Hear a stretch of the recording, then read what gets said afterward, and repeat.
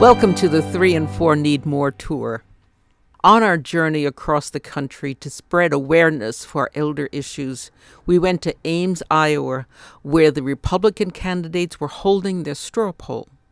We wanted to find out what their plan was on how to deal with the elder tsunami that's heading our way.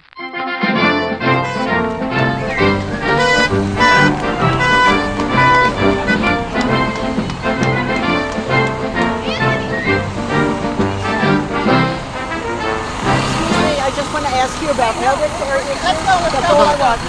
Well, we got our next event. We got to go. I look forward to answering. Thank you very much.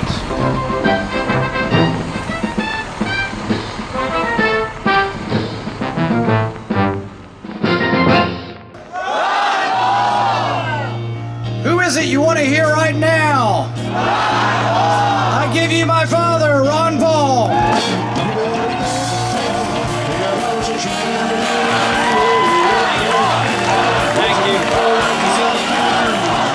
There is a revolution going on in this country. And you're in the forefront of it. I'm delighted to have you here because nobody can stop this revolution. Our time has come. Some in the media actually in a kidding way said, have you shifted to the mainstream? And I said, no way. The mainstream is shifted toward us, and we are the mainstream.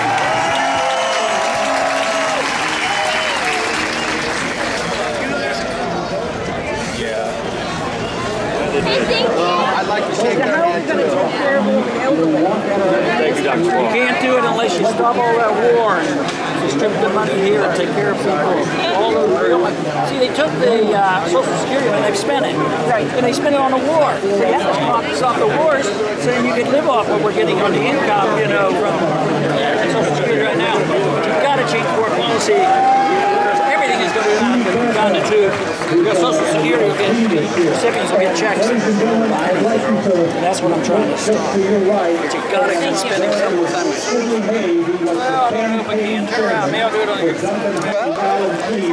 and she has decided she is totally devoted to Ron Paul. She will wave her hand.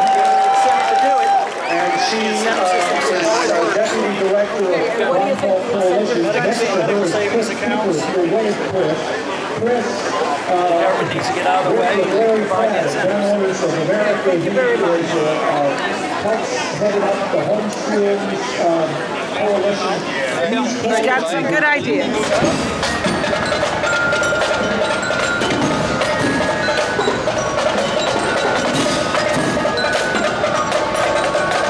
My name is Kent Sovereign, and I'm the State Director of AARP Iowa. I've been in the position all of 4 weeks, so take all of my answers with that grain of salt, please. Okay. Well, in this campaign, you've got the booklet in your hand. This is the 3 and 4 campaign. 3 and 4 need more. Yes, Absolutely. I was just reading about this last week. We got the numbers 3 and 4 because 3 out of 4 Americans are going to need some help. Absolutely. And also 3 out of 4 do not know what kind of information they need. They don't know where the resources are. There's both the education and, of course, the service provision. And, of course, here in Iowa, we have increasing challenges as our rural population becomes more older and more dispersed. The access to service, the availability of service, the delivery of the service, and, of course, the cost of services are all important issues because Iowa, like so many states, really doesn't have a plan on dealing with this. What did I hear it called the other one? The gray tsunami or the senior tsunami or whatever. Geriatric tsunami. Yeah, whatever. We have no plan. How do you educate people about the cost of the care now, not even projecting what the cost is going to be when they may be needing it? That's a real challenge because so many people I know, at least the conversations I've had with people, you can't get their attention until they're right at that threshold, until they're either dealing with a parent's illness, they're dealing with their own illness. It just seems like you can't get people's attention in this world unless they're in a crisis, unless they're at that threshold. So my challenge to you is if you travel, you come up with some good ideas, you send them back to us as That's well exactly for our community. What I was going to say to you. Mr. King, I'm walking in at your elbow because Tim Carson. Hi.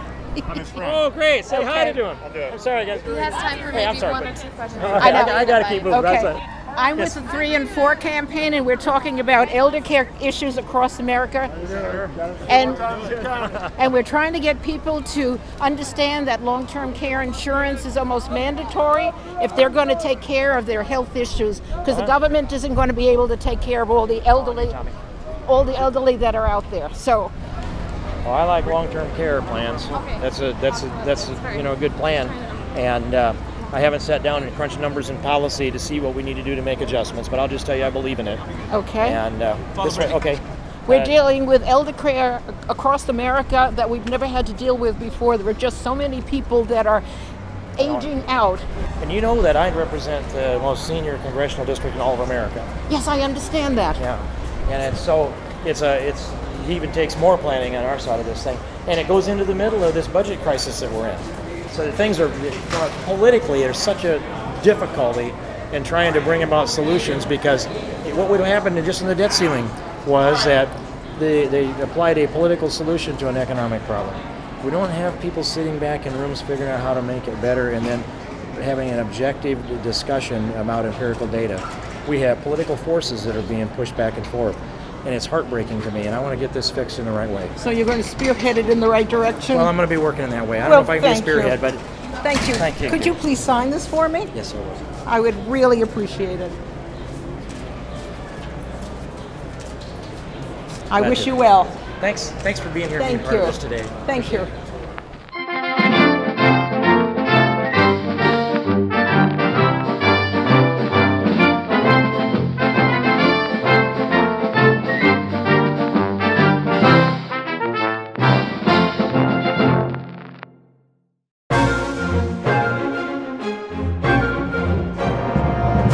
Mr. Lincoln, may I interview you? I represent the 3 and 4 campaign, and what do you think about the elder care tsunami that's heading this way? It is quite a problem. People living longer and face a longer time in nursing care. That is a very big problem. Mr. Benjamin Franklin, I assume? You are assuming correctly, my dear. The government has a lot of work to do. There's no question about that. I don't know what the solutions are, of course, in modern times and all, but I think together, if they would just learn to work together instead of fighting so darn much, I think we'd be a lot better off. Oh, I think that's wonderful. A little more common sense. Take a little bipartisan out of the vocabulary of all those people, we'd be a lot better off.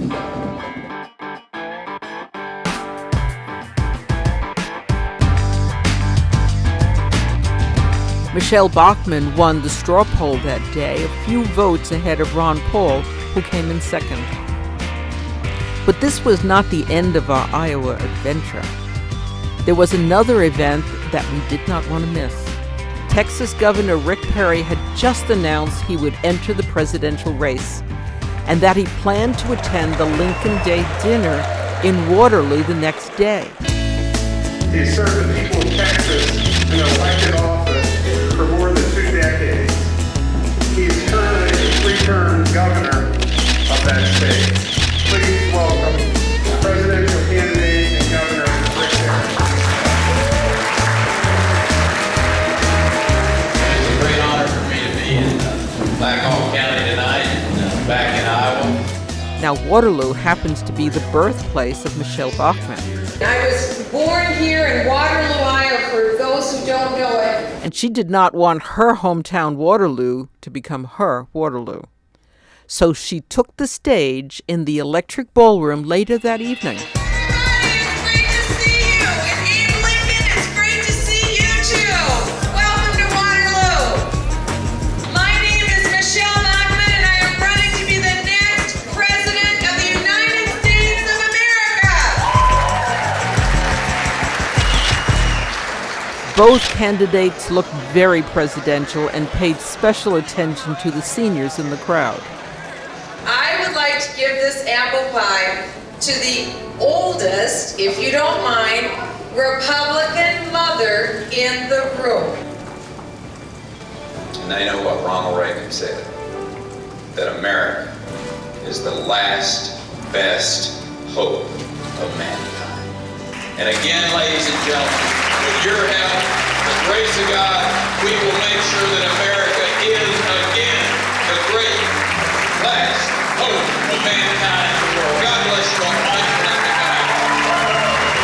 The governor has a few minutes left, and he's going to take some questions from the audience. So I gave Rick Perry an opportunity to answer my questions. Okay, one more question.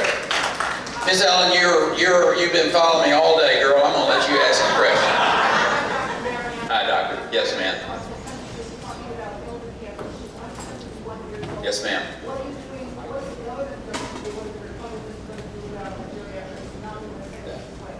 Well, obviously, I got an 86-year-old dad and a mom that's not that old.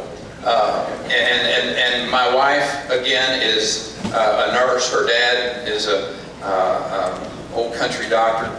And making sure that we have the programs in place, and particularly the educational programs. I will tell you one of the things that we've got to get serious about in this state or in this country as we get older is nutrition and the athletic side and exercise side. And truly, I mean, we've got a diabetes issue in the state. We have a morbid obesity issue that is occurring in the state of Texas, and I suspect that other states are seeing it as well.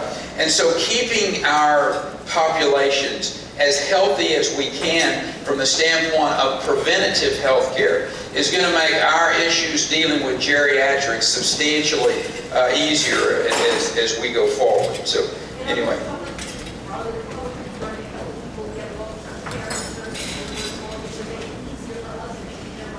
Well, and again, I think a lot of those issues are going to be dealt with on the states. It's one of the places where Rick and I do disagree. I do believe in the 10th Amendment. I do believe that I don't want the federal government telling me how to educate my children. I don't want me telling them how to deliver health care. I don't want them telling me how to build our transportation infrastructure.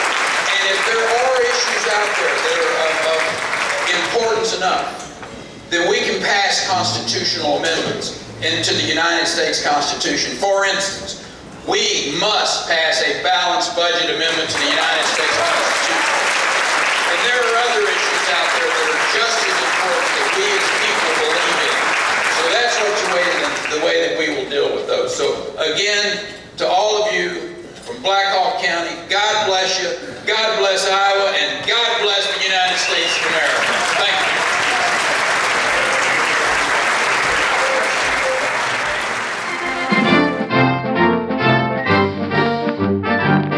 When Michelle Bachmann signed my Dr. Marion t-shirt, she said she'd be happy to answer my questions at a later date.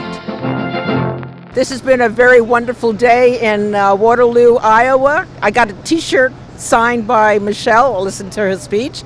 And Perry, I got in front of the audience. I was the last speaker. And I got my question to ask. And all the other questions were programmed questions, but I decided that they have to listen and talk to me about elder care issues, and I won't be stopped. And that's all there is to it. And now we're all hungry. It's very late in the evening. We've been up since the crack of dawn, and I'm getting on my bus, and I'm going to find a restaurant in Iowa. 3 and 4 need more.